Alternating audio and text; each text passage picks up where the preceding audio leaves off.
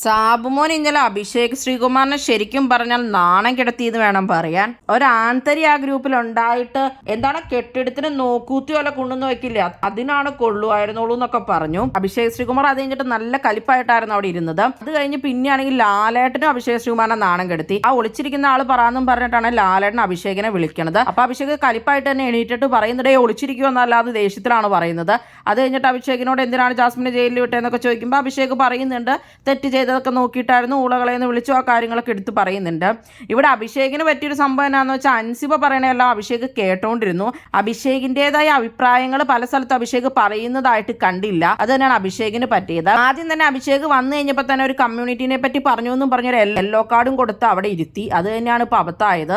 അതിൽ പിന്നെ പുള്ളിക്കിനി red card വല്ലതും കിട്ടിയാലോ എന്നൊക്കെ പേടി കാരണം വാ തുറക്കാതെയായി തന്നെ വേണം പറയാൻ. പിന്നെ പുള്ളി ഒന്നിലും അങ്ങനെ ഇടപെടുന്നതോ കാര്യങ്ങളോ ഒന്നും തന്നെ കണ്ടിട്ടില്ല. ചുമ്മാ ചിരിച്ച് കളിച്ച ആ ഒരു രീതിയിലാണ് പുള്ളി ഇപ്പൊ അവിടെ നിൽക്കുന്നത്. പിന്നെ ആ പ്രാങ്ക് നടന്നുകൊണ്ടിരുന്നപ്പോഴാണ് പുള്ളിയുടെ ഒരു പൊട്ടിത്തെറിയൊക്കെ ആളുകൾ കണ്ടിട്ടുണ്ടായിരുന്നത്.